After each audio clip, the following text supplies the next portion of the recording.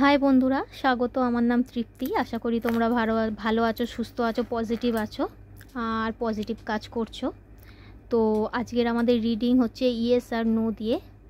তো তোমাদের যদি কোনো মনে প্রশ্ন থাকে যে 2025-এ সেটা পূর্ণ হবে কি না, তো সেটা তোমরা মনে মনে ভেবে নিতে পারো। ঈশ্বরের কাছে নাম নিয়ে 3বার তোমার প্রশ্নটা নিয়ে এবং নিজের নাম নিয়ে প্রার্থনা করে নিতে পারো।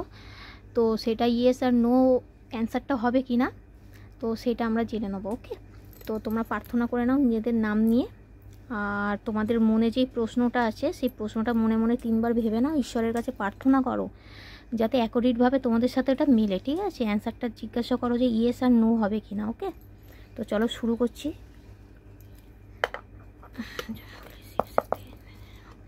Joykali Shiv Shakti, angel signal, spirit Ram Sita Bajrangbali Baba, please আমাকে জানাও।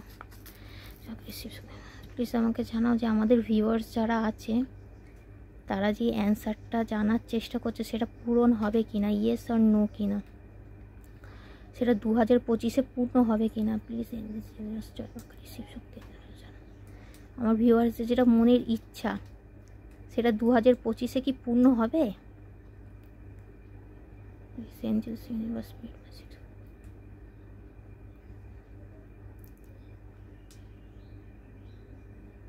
আচ্ছা, তোমাদের অ্যান্সার হচ্ছে ইয়েস, মানে অবশ্যই 2025-এ তোমরা যেটা ভেবে রেখেছো যে ঈশ্বরের কাছে জানতে চাইছো সেটা পূরণ হবে কি না, তো তার অ্যান্সার হচ্ছে ইয়েস, অবশ্যই পূর্ণ হবে। তো রিডিংটা যদি তোমাদের ভালো লাগে অবশ্যই লাইক করো, সাবস্ক্রাইব করো চ্যানেলকে, আর কমেন্টে 1111 লিখে ক্লেম করতে পারো ঈশ্বরের নাম নিয়ে। ওকে, থ্যাংক ইউ।